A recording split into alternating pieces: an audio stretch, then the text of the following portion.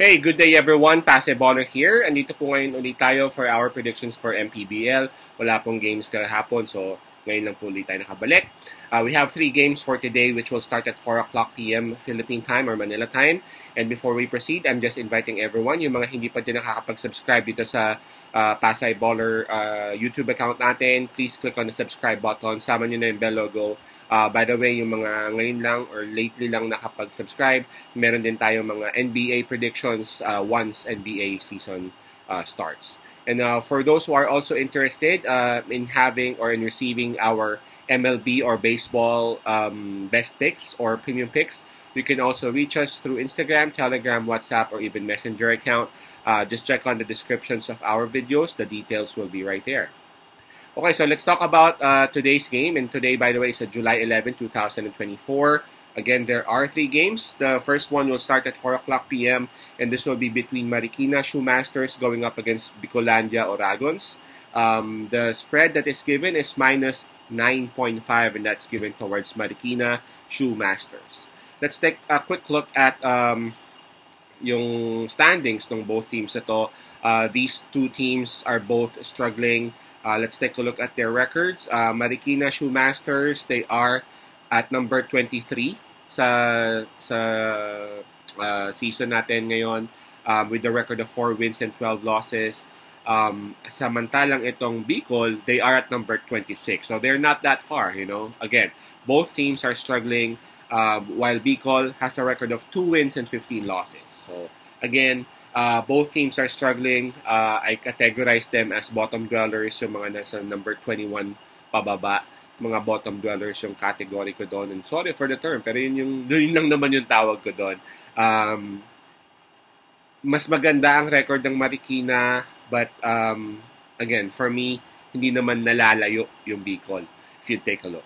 Bicol approaching this game, they are on a 3-game losing slump, while yung Marikina naman, they are coming off a loss. Mahirap to, sa totoo lang. It's always tough kapag it's a battle between two teams na medyo struggling, diba?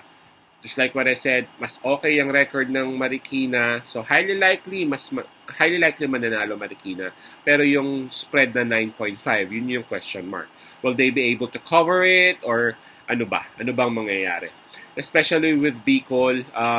Yung Bicol kasi for me, the way I look at Bicol, ang pinaka-problema talaga nila is defense. Wala naman problema sa offense ng Bicol. They have Chris Javier, they have Shaq. Hindi si Shaquille O'Neal yung guardia nila. And I don't know if Rafi Reyes will play. If Rafi Reyes will there, makakatulong din yan, not just on scoring, pero dun sa pag-set ng kanilang offense. May offense din sila, pero ang Bicol talagang makikita mo their body language. Ang problema nila is yung kanilang depensa. Yung depensa at rebounding. Well, rebounding is part of defense, diba? So, yun ang pinaka-problema nila, madaling atakihin yung kanilang depensa, lalo na pag lamang na yung kalaban, bumabaksak na yung balikat nila at tinatamad na talaga sila. Pero again, we are talking about a team na kakalaban nila ng Marikina. Sa totoo lang, even though for Marikina, they have won 3 out of their last 5 games. For some strange reason, di pa rin ako ganun kabilib dun sa Marikina. Yes, obviously there are improvements, pero diba, medyo nakukulangan pa rin ako. And again, yung 9.5 parang hindi ako ganun ka-comfortable maglagay sa Marikina if there would be a spread like that. Just like what I said, Bicol can score and Bicol will score.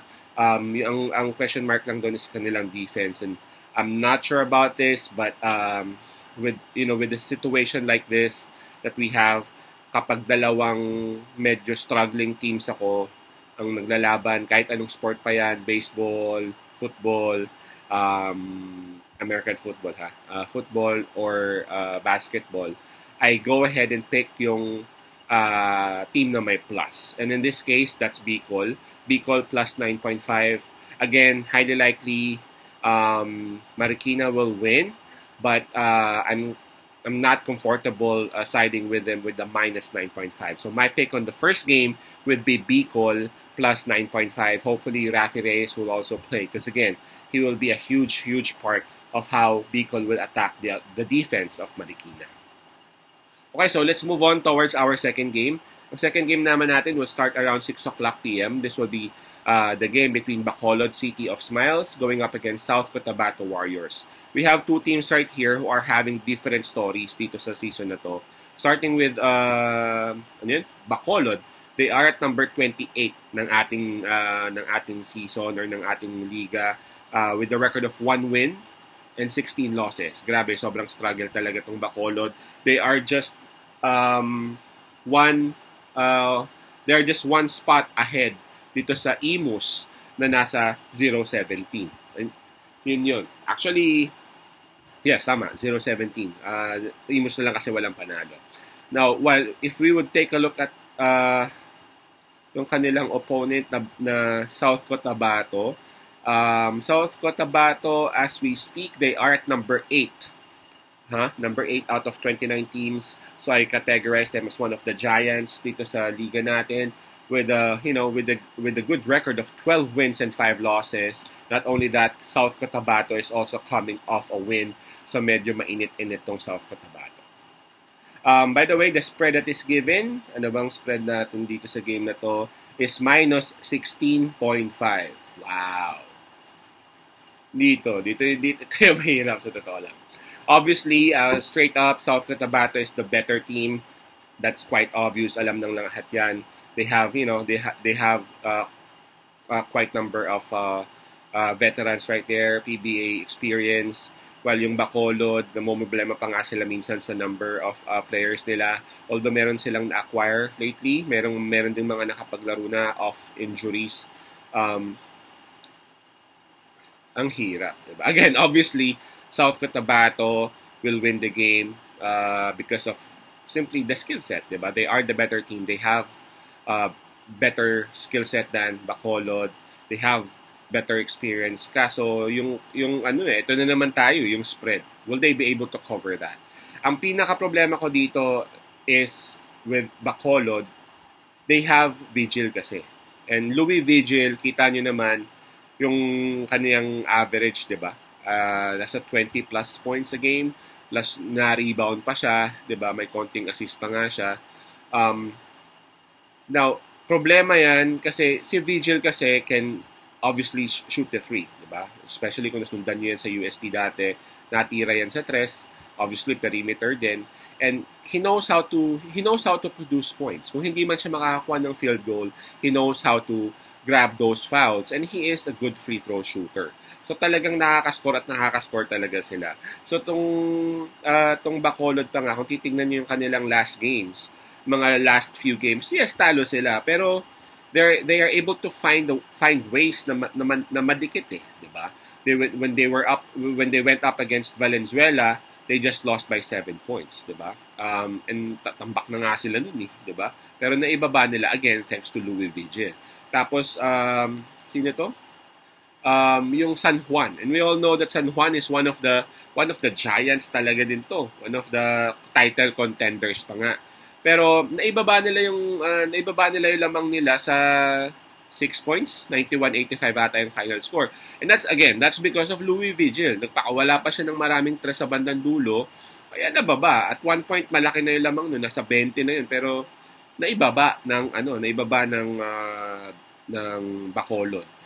Yung huling laban nila, that was against Pasay, 10 points. 10 points ang lamang, 'di ba? So, 10 points ang lamang ng Pasay, 7 points ang lamang ng Valenzuela, 6 points ang lamang ng San Juan. Again, just like what I said, nung dumating na si Vigil dyan, nagkaroon na sila ng talagang ultra scorer, kaya and instead na medyo sumabog yung lamang ng kalaban, kahit papaano, nag-end up na medyo decente yung lamang. Diba? 10 points, 7 points, 6 points. So, dito 16.5, tingin ko, alanganin ako kung magsa-South Cotabato ako. Again, because of Louis Vigil. So, I'll go ahead and take Bacolod in here with the plus 16.5. I think Cotabato will win, but Bacolod will be able to cover this. Again, thanks to the scoring capability of this UST veteran, Louis Vigil. Doon sa ating main event naman, by the way, ang venue is in Cuneta Astrodome. So, ang may home court yan, obviously, Pasay Voyagers. And they will be going up against Pangasinan Heatwaves. Ang spread that is given is minus 2.5 and that's given towards Pangasinan. So, lumalabas na underdog ang Pasay even if they are at home. Now, let's take a look at their record. Alam nga, yung cellphone ko mabagal na eh. So, baka meron kayo diyang extrang iPhone 15. Padala nyo na lang sa akin. Message nyo ako. Wait lang. Seriously, medyo bagal yung phone. Sorry about this.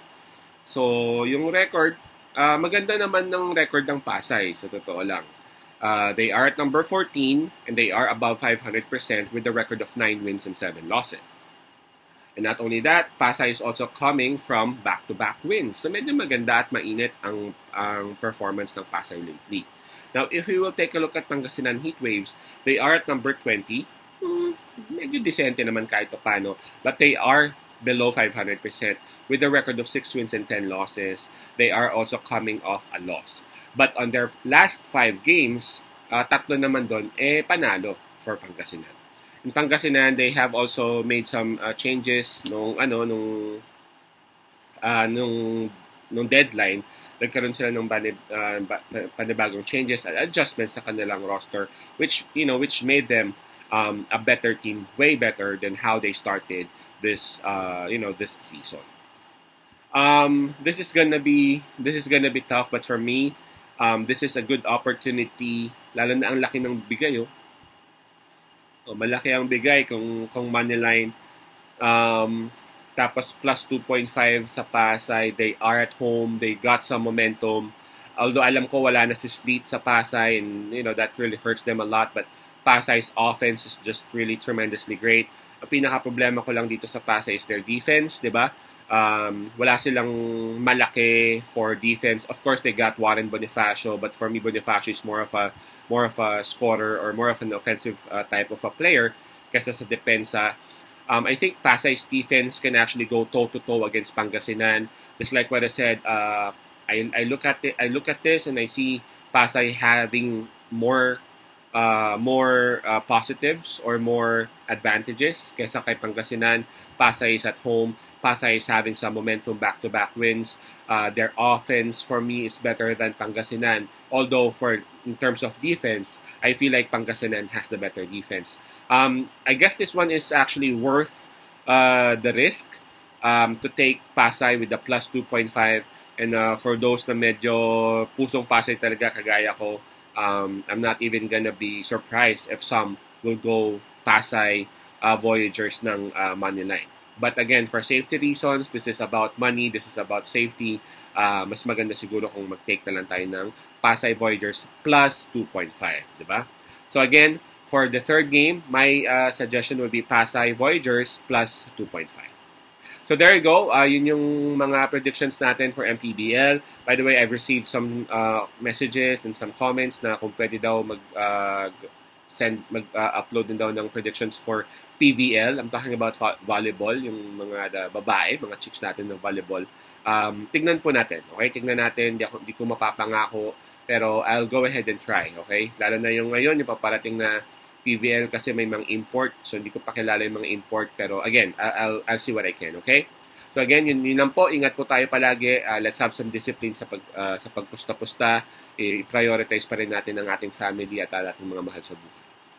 Peace out, Pasay love, and God bless.